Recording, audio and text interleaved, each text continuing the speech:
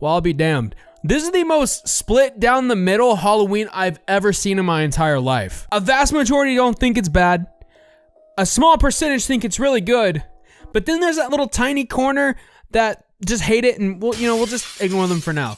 It's fine. I did a poll on YouTube and Twitter to see what everyone was feeling about the movie, and a good bit of y'all are not going to be happy about what I say about it. But hey, that's why I got the tier list, so I can officially put this thing to rest, like these people did after 44 years of kicking ass and killing babysitters.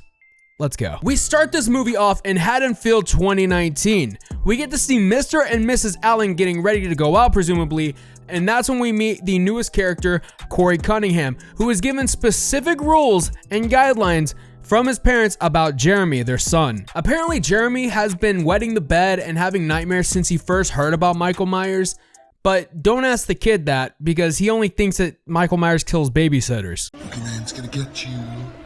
He's not gonna get me. Michael Myers kills babysitters, not kids. See? Corey suggests that they play a nice little game of hide and seek, but Jeremy rebuttals and suggests Corey kiss his ass and leave him alone. However, after a little prank that Jeremy wants to pull with Corey, well, this happens. What was that? Oh my sweet Jesus. Cue the intro and the dentist to help pick my jaw off the fucking floor. They started this movie off with the hardest haymaker they could throw. An accidental death of a child in 10 minutes. Good Lord. Bro, I got chills from, oh my God. I got fucking chills from that. Coming from the opening credits, we are now in 2022 with Laurie Strode, who is now 64 and writing a memoir. During her monologuing, she essentially says that the town tried to find a reason as to Michael's violent history and that the town went into a full-on state of paranoia against anyone who does anything evil. She also says it's our choice to live in fear, which would apply to really anything outside of this movie, but it makes me ask, so you mean all the times that you've cried and shitted every time you saw this guy, you made yourself do that? We go back to Corey, who eventually gets bullied by some little shits at a convenience store because he refuses to buy them beer. I'm gonna go ahead and name them off now so I don't have to do that shit later. Terry is the one in the varsity jacket, Billy is the one with the bitch and mullet, Margot looks like she's the nice one of the group, and Stacy looks like she plays in the Bikini Bottom band. We caught up? Great, cool. On we go. Laurie sort of stops what's happening with Corey, and then that's when Terry talks a little bit more shit and then goes inside the convenience store. However, before Laurie decides to take Corey to the hospital, she wants to go ahead and give Terry a reminder to get a tire repair kit while he's in there. Now you think Corey's long string of bad luck and bullshit ends there, but it doesn't. Later on in the movie, Allison takes Corey to a Halloween party where he thinks he'll fit in, but he runs into Mrs. Allison, and she goes thermonuclear on his ass. Corey runs away from the party, and Allison catches up afterwards. They go on this back and forth altercation where it results in Corey blaming Allison for the altercation that happened in the party, and then Allison trying to come in and say that she understands Corey. He ends up saying that she doesn't know shit because while the town sees them as heroes who escaped their trauma, they see Corey as the guy who inflicted it and as a monster. While he's walking back home, the teens show up and, well, throw him right off a bridge. Come on, they're kids. Just say that their NFTs are worthless and they'll fucking start crying. Shit. Oh, great, kid. Great. I didn't push nobody. Oh yeah, no, you didn't push anyone, you just fucking threw him. There's a difference. Corey then wakes up and finds himself in a sewer, which is the first time that we get to see Michael Myers on screen. And the first time that Corey gets quote unquote infected with evil. The reason I say infected is because this movie implies that once Corey saw Michael Myers, that's when his homicidal urges really started to pick up. That and these guys become the greatest tag team in history whenever they tear apart Allison's coworker and the doctor she works for.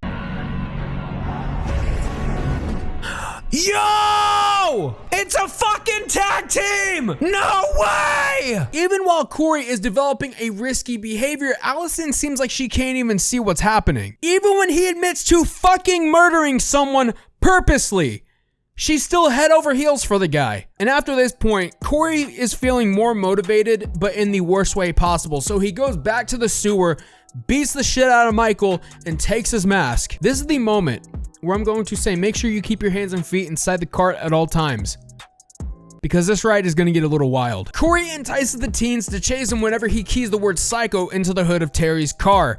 This prompts the teens to meet him at the junkyard. Also, Corey's dad is there for some reason. I'm confused about how this next part came about, but when Terry is telling Billy to drive off and drag Corey's bike in the dirt, Terry goes over to the car to find that Billy has something impaled through his eye. Holy shit! The teens start freaking out, which wakes up Mater and starts chasing Margot and Stacy.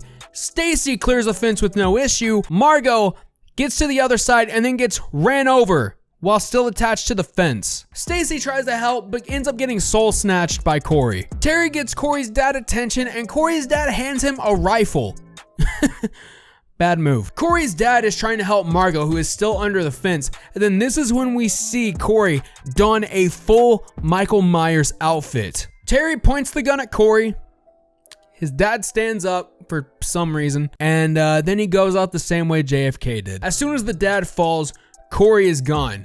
Terry thinks it's a good time to help Margot, and, well, after Corey does a little bit of a Gears of War stomp to Margot, he peels out and heads right back to Laurie's house. Just to give a little heads up, this does mention a little self-slaughtering, so viewer discretion is advised. Back at Laurie's house, Laurie decides to take a shot, go upstairs, reach into the safe to grab her gun, and then report to the police of a self-offing. Corey goes upstairs, and the second he makes it to the door, we see something splatter against the wall. You know, when I saw this, my heart fucking dropped, right?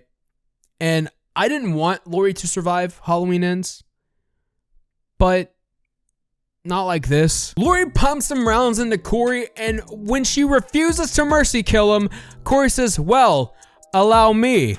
And he stabs himself in the neck. Allison barges in, sees Corey's body, storms out completely traumatized, which leaves Laurie crying. Michael goes to Laurie's house to get his mask back from Corey, but with Corey holding on to a little bit of life he has left, he says, it's not your turn yet, Michael. But with a quick snap in the neck, I think it is. This then kicks off a fight scene that I didn't really think was good as it was going to be. Laurie eventually pins down Michael with knives in the refrigerator and cuts some areas of his body that aren't compatible with life if they're cut. But Michael reaches up to choke Laurie out as he is slowly fading away. And she lets it happen. Dear Allison, I hope you're fine. I am not. You can probably tell from my body on the floor. I killed Michael Myers, but he also killed me. Checkmate. Love, Laurie. Allison comes in at the last second, sees what's going on, says, psych, and then breaks his goddamn arm in the process. Oh my God. After one little cut to the wrist, Michael Myers officially bleeds out. They take the body, strap it down to the top of Laurie's car like it's some Christmas tree or a deer they found on the side of the road. They take him to the junkyard, and they grind him up into pieces with CGI that honestly looked good about 10 to 20 years ago. Ew, what the fuck?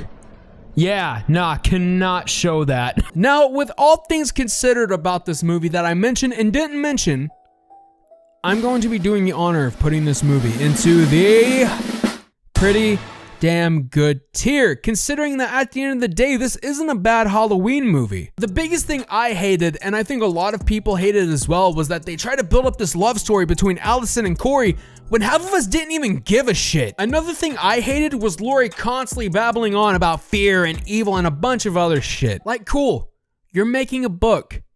So did Dr. Seuss, and I didn't hear a fucking lick out of his mouth during The Cat in the Hat. The one with Austin Powers. The live action one. The good one. Before we end, I have to issue an apology. I lied to all of you. I told you all not to believe Laurie would survive Halloween Ends, and she did. Then again, I was right about her being the reason why Michael started putting people on t-shirts. He killed her husband, and he stabbed her, took her voice. She cannot speak because of you. You tempted and you provoked that man when you should have left him alone. So now, I don't feel that bad about lying to y'all. Well, I hope you all did enjoy the video. If you can, please sub to the channel. It really means a lot to me. Guys, thank you so much for helping me hit 10K recently on the channel. That is absolutely insane. And if you like this video, you're gonna like this video that just popped up on screen. Make sure you go check that out. I'm your host with the most, going live from overseas to coast blackout, going dark. I'll see all of you in the next one. Keep brutal, keep each other safe. Until next time, later.